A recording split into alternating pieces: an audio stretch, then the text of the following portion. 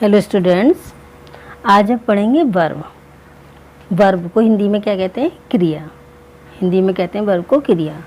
ये हमने parts of speech में भी बताया था आपको।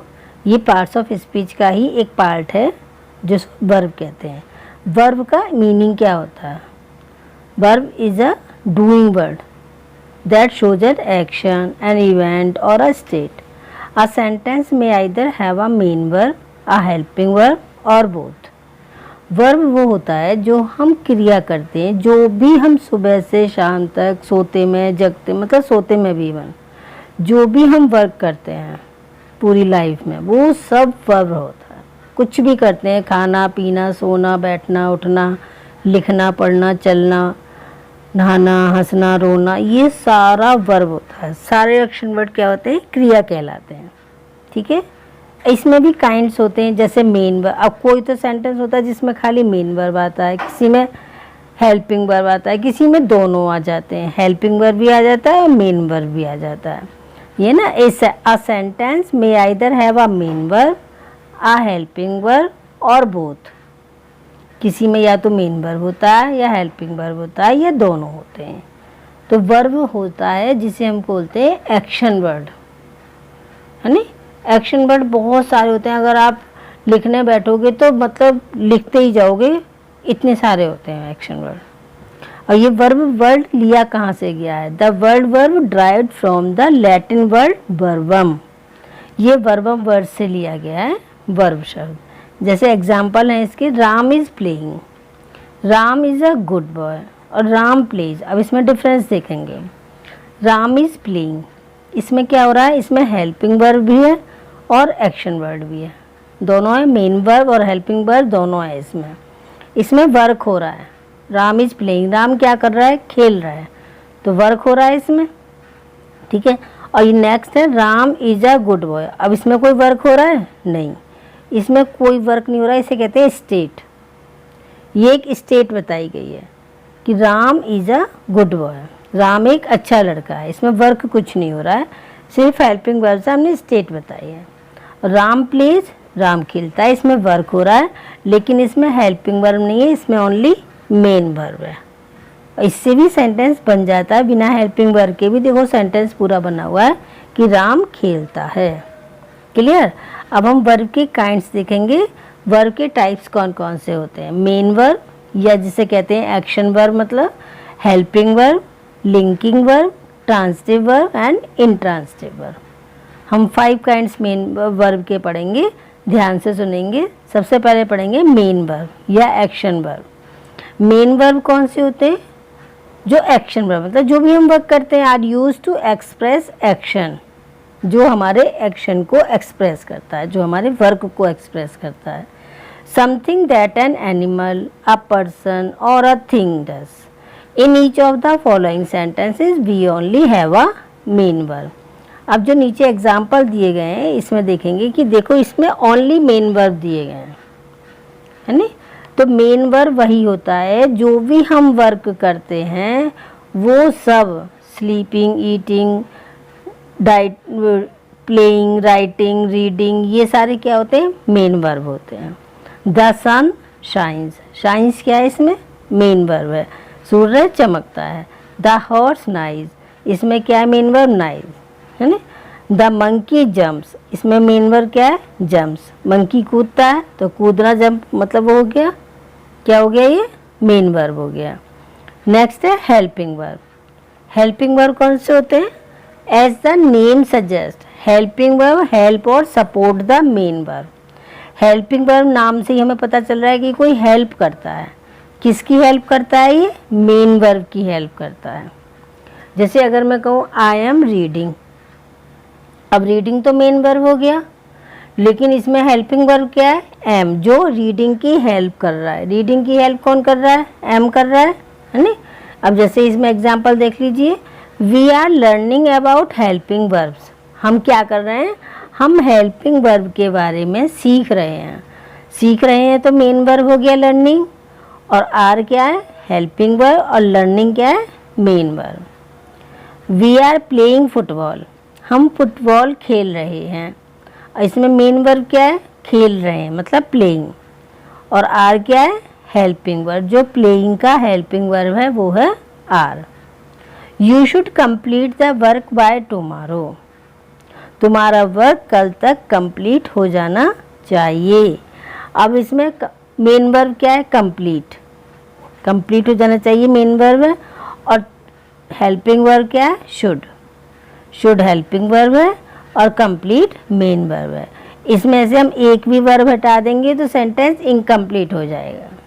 बिना दोनों के हम ये सेंटेंस पूरा नहीं हो सकता, इसलिए हमें दोनों की ज़रूरत पड़ती है इसमें। नेक्स्ट है स्टेट ऑफ बीइंग वर्ब या लिंकिंग वर्ब, जैसे हमें ऊपर बताया आपको लिंकिंग वर्ब। लिंकिंग वर्ब या स्टेट ऑफ बीइंग वर्ब्स किसे कहते हैं, डेफिनेशन देखेंगे। State of being verbs state the something is.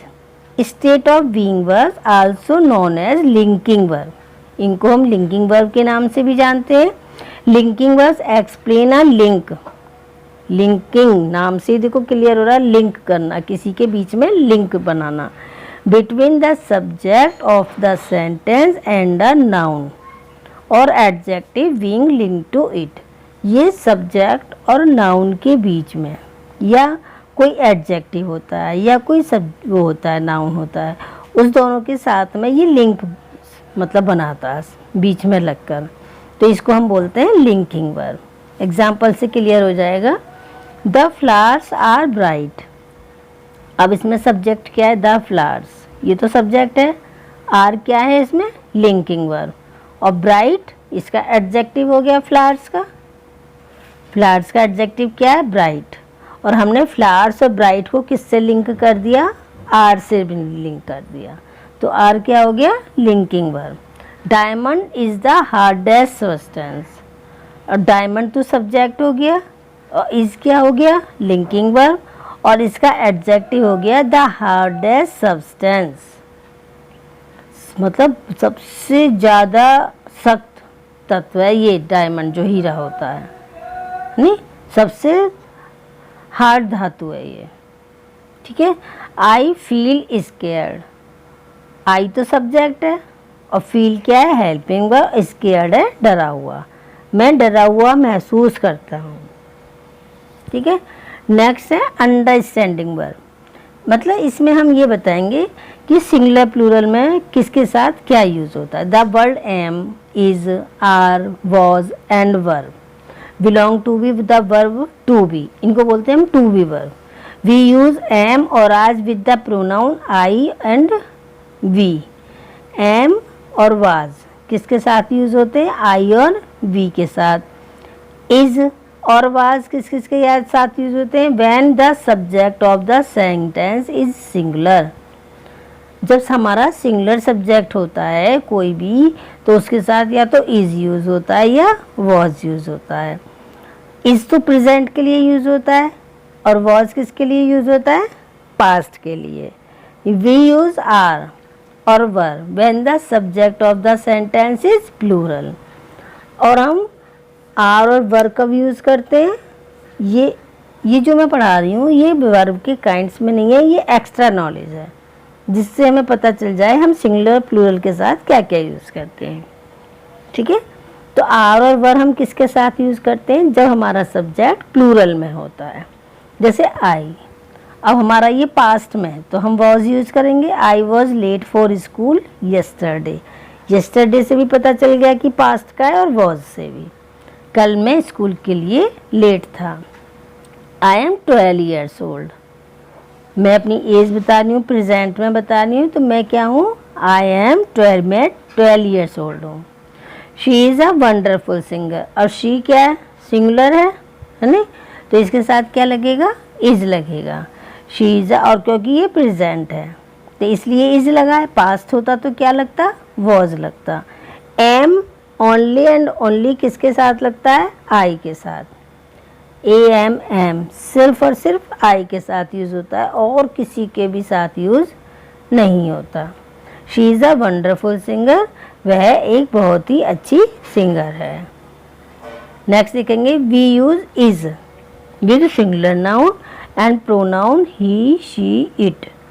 इस किस किस के साथ यूज़ होता है, या तो कोई सिंगुलर नाउन हो या प्रोनाउन हो तो क्या हो, ही हो, शी हो या इट हो, इसके साथ इज यूज होता है।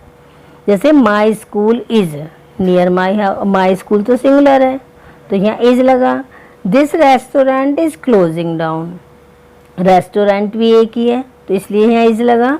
She is writing a post card, वह एक पोस्ट कार्ड लिख रही है, इसमें भी इज लगेगा क्योंकि शी सिंगुलर है। Okay. We use are with plural nouns and pronouns we you they. Are कहाँ यूज होता है, या तो कोई प्लूरल नाउन हो या फिर वी यू या दे के साथ यूज होता है। एग्जाम्पल देखेंगे, the balloons are colourful, balloons बहुत सारे हैं, प्लूरल हो गया तो आर लगा, दे के साथ आर लगेगा। They are best friend, they के साथ आर लगेगा।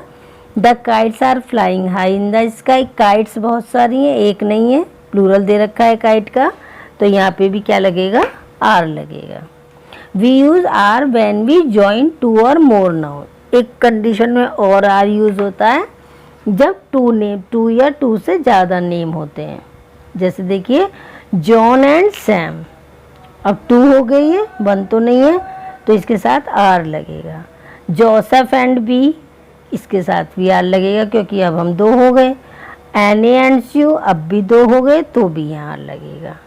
प्लूरल की कंडीशन में आर लगेगा, सिंगुलर कंडीशन में इज लगेगा और आई के साथ हमेशा एम लगेगा। ठीक है, याद रखेंगे। और प्रेजेंट टेंस में इज, एम, आर इनमें से कोई लगेगा प्रोनाउन या नाउन के अकॉर्डिंग, और पास्ट के लिए हम वॉज या वर लगाएंगे। अब हमारा फोर्थ काइंड आता है ट्रांसिटिव वर्ब। तीन तो हम ऊपर पढ़ चुके हैं, फोर्थ है ट्रांसिटिव वर्ब। ट्रांसिटिव वर्ब किसे कहते हैं, ध्यान से समझेंगे इसे।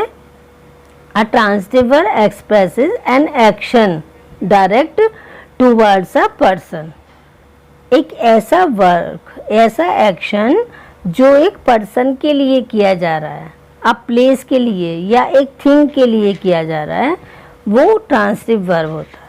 The action expressed by a transitive verb passes from the doer or the subject to the receiver of the action. Doer means करने वाला और रिसीवर मीन्स जिसके लिए वो वर्क किया जा रहा है। जैसे कि कोई भी वर्क, कोई भी वर्ड, कोई भी एक्शन वर्ब जो बिना ऑब्जेक्ट के कंप्लीट नहीं माना जाता वो ट्रांसिटिव वर्ब होता है। सिंपल सी लैंग्वेज में ये समझ लीजिए, कोई भी एक्शन वर्ड जो हम कहते हैं, हम कहते हैं कि मोहन इज प्लेइंग, अब ये पूरा हो गया, हम पूछेंगे खेल रहा है, क्या खेल रहा है, वॉट, यहाँ वॉट क्वेश्चन आ गया और हमें वॉट का आंसर नहीं मिल रहा, तो ये ट्रांसिटिव वर्ब है क्योंकि अपने आप में कंप्लीट बिना ऑब्जेक्ट के नहीं है। जो वर्ब बिना ऑब्जेक्ट के कंप्लीट नहीं होता उसको हम ट्रांसिटिव वर्ब कहते हैं। अब यहाँ समझेंगे बहुत ध्यान से। The teacher made the question paper, अब इसमें वर्ब क्या है, मेड है। ठीक है, टीचर ने बनाया, क्या बनाया, क्वेश्चन रह गया तो क्या बनाया उसने, question paper. Peter cut the cake, Peter ने काटा, क्या काटा, केक काटा।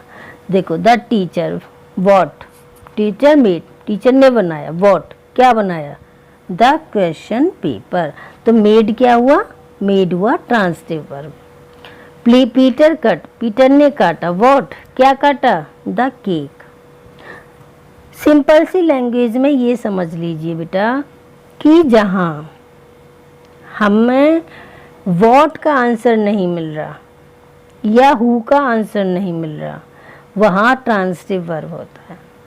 वर्ड्स हैव फीदर, वर्ड्स रखते हैं, क्या रखते हैं, फीदर्स रखते हैं। द टीचर प्रेज्ड, टीचर ने प्रशंसा की, किसकी की, प्रशंसा तो की, किसकी की, पीपल की, अपने शिष्य की। She is eating a peer, वह खा रही है, what, a peer. I like English, I like, मैं पसंद करती हूँ, वॉट, क्या पसंद करती हूँ, इंग्लिश। दे आर प्लेइंग, वे खेल रहे हैं, वॉट, क्या खेल रहे हैं, फुटबॉल। सब में वॉट का आंसर बाद में आ रहा है, ऑब्जेक्ट लगाने के बाद हमें वॉट का आंसर मिलता है। और इंट्रांसिटिव वर्ब किसे कहते हैं बेटा, a verb which does not need an object, जिस वर्ब को ऑब्जेक्ट की नीड नहीं होती, वो विदाउट ऑब्जेक्ट ही to make complete sense is called an intransitive verb. वो बिना ऑब्जेक्ट के ही अपने आप में कंप्लीट सेंटेंस बन जाता है, तो वो हो जाता, वो उसे कहते हैं हम इंट्रांसिटिव वर्ब। क्लियर? जैसे mister baker jokes every day. Mister baker joke करते हैं, मतलब जॉगिंग जो होता है, एवरी डे। अब अगर हम इसमें कहेंगे क्या, तो जोक्स मिल गया। कौन कर रहा है? मिस्टर बेकर कर रहे हैं। अब इसमें क्वेश्चन कुछ बनते ही नहीं, हमें सिर्फ आंसर हु और व्हाट का मिलना चाहिए। हु और व्हाट का आंसर अगर हमें इसमें मिल रहा है बिना ऑब्जेक्ट के, तो वो इंट्रांसिटिव वर्ब है, और जिसमें हमें हु और व्हाट का आंसर ऑब्जेक्ट के बाद मिलता है वो ट्रांसिटिव वर्ब है। क्लियर? जैसे the wicked Hunter was heading. The wicked Hunter, ये तो सब्जेक्ट हो गया हंटर तक, तो वॉज हिडिंग, इसका सब्जेक्ट क्या है, वर्ब क्या है? हिडिंग। हिडिंग कर मतलब छिप रहा है, बस क्लियर हो गया। Any looks very beautiful. Any क्या है? बहुत सुंदर दिखती है। एनी लुक्स, और ये वेरी ब्यूटीफुल ऑब्जेक्ट नहीं कहलाएगा, है नी? एनी दिखती है बहुत सुंदर, ये ऑब्जेक्ट नहीं है वेरी, इसमें हमने क्या नहीं बताया है, तो ये क्या है? ये intransitive verb. Mister John speaks, ये तो हमने आगे इनके ये तो एडवर्ब लगा दिया, ये एडजेक्टिव लगा दिया, ये तो इनके एडजेक्टिव और एडवर्ब हैं। जॉन स्पीक्स लाउडली, जॉन बोलता है लाउडली, बहुत तेज बोलता है। अब क्या बोलता है ये थोड़ी बताना, तेज बोलता है बस। द शिप सैंक रैपिडली, इसमें भी नहीं है ऑब्जेक्ट। जिसमें ऑब्जेक्ट नहीं है, विदाउट ऑब्जेक्ट जो कंप्लीट सेंटेंस बनता है उसको इंट्रांसिटिव वर्ब कहते हैं, और जो सब वर्ब के बाद हमें ऑब्जेक्ट लगाने की नीड होती है जब वो कंप्लीट सेंटेंस बनता है उसको हम ट्रांसिटिव वर्ब कहते हैं। क्लियर? वर्ब के 5 काइंड्स बताए मैंने, कौन कौन से बताए देख लेंगे एक बार, ध्यान से समझ लेंगे इनको।